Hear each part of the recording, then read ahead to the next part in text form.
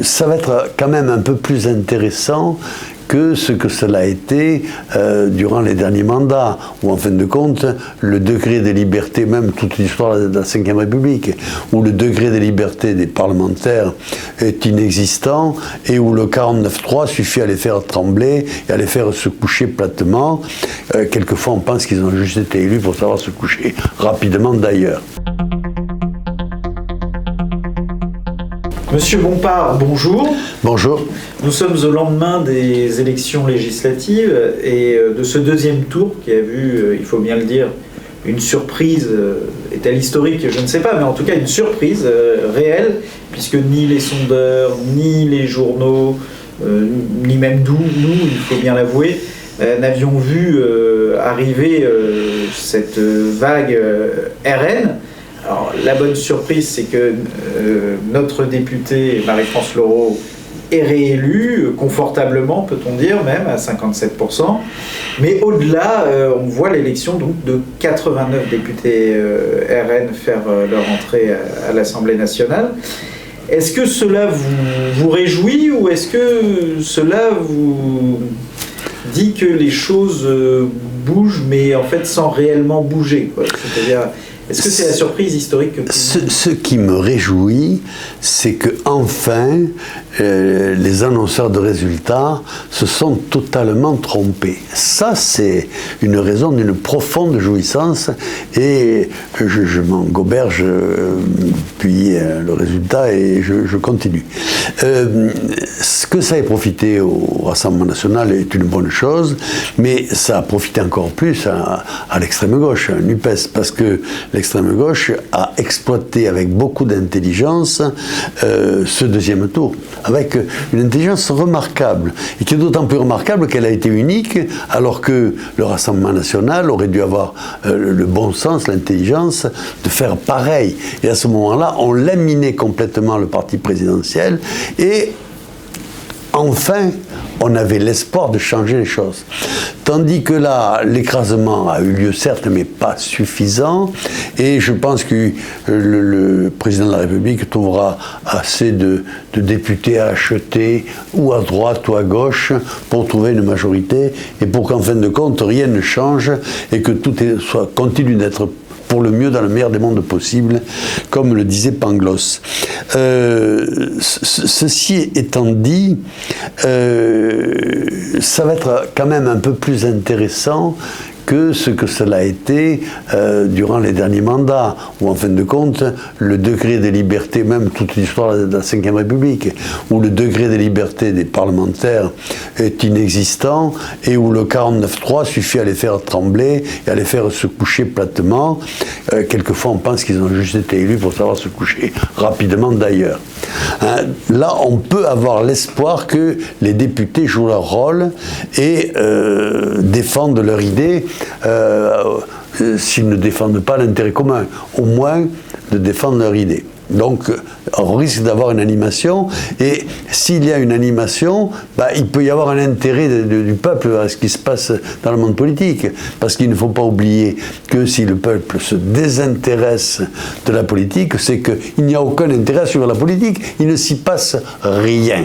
Il ne s'y passe rien, c'est un théâtre d'ombre inexistante, évanescente, pétrie de leur orgueil personnel, de la finalité qu'ils poursuivent, qui est leur promotion personnelle. La France n'existe pas, le peuple français n'existe pas, mais l'on comprend que les citoyens s'en détournent. Donc voilà, ce n'est pas rien.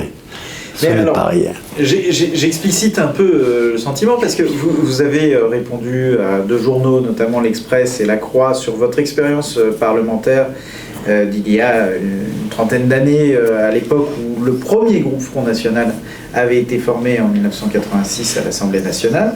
Et vous aviez plutôt un retour d'expérience, on va dire,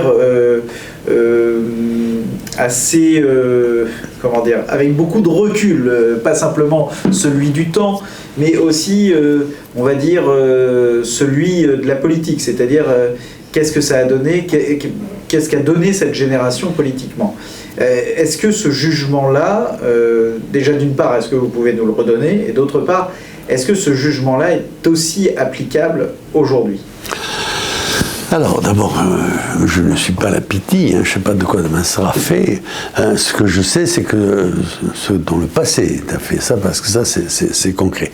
Je crois que le monde politique français est détruit par le courtisanisme et la flagornerie. Courtisanerie et flagornerie détruisent l'homme politique même, détruisent. Ça a été vrai en 86. J'espère que ça ne sera pas vrai en 2022. Mais ça, c'est l'avenir qui nous le dira.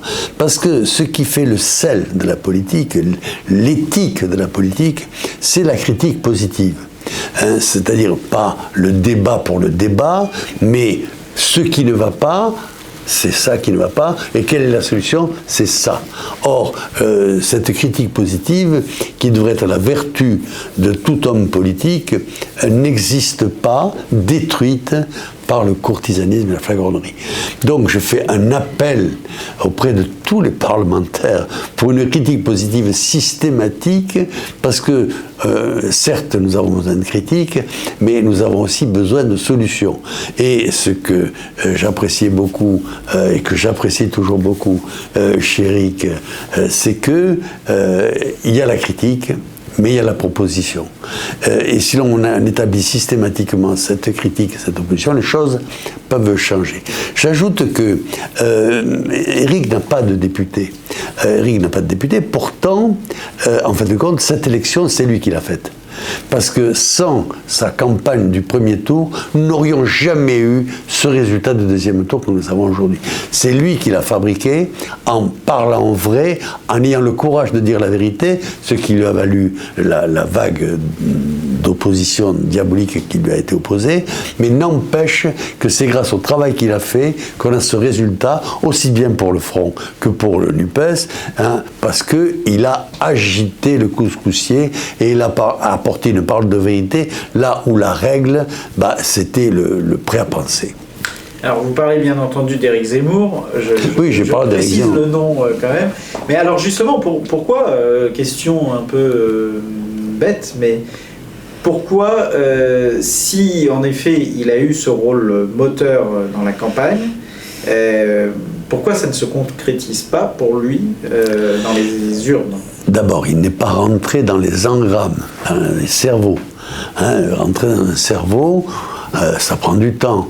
Il a derrière lui 6 mois d'activité politique, avec le résultat colossal de ce deuxième tour. Mais il n'avait pas d'appareil, l'appareil n'était pas là. Il y a eu son discours qui a été combattu par l'ensemble de l'échiquier politique, par l'ensemble du monde médiatique.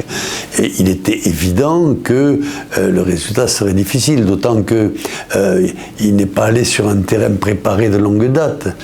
Il a déchiffré pendant 2 mois le terrain. Il a eu le temps de rencontrer quelques varois, mais pas d'être connu de tous. Donc c'est une élection totalement atypique, dont on ne peut pas s'attendre à ce que la cohérence dégouline, oui. Parce que forcément, elle n'est pas là. Mais est-ce qu'il n'y a pas aussi une contradiction chez l'électeur? Parce que vous dites en effet que pour que les choses avancent, il faut qu'il y ait au moins un homme politique ou un parti politique qui soit capable de dire la vérité. Mais curieusement, ça les gens l'entendent, mais curieusement les gens ne votent pas pour celui qui dit la vérité. Ils votent pour ceux qui vont plus ou moins s'arranger avec celle-ci. C'est-à-dire qu'il va y avoir des petits éléments de cette vérité, mais finalement ils ne vont pas voter pour celui qui est scandaleux, entre guillemets. La vérité est terrorisante.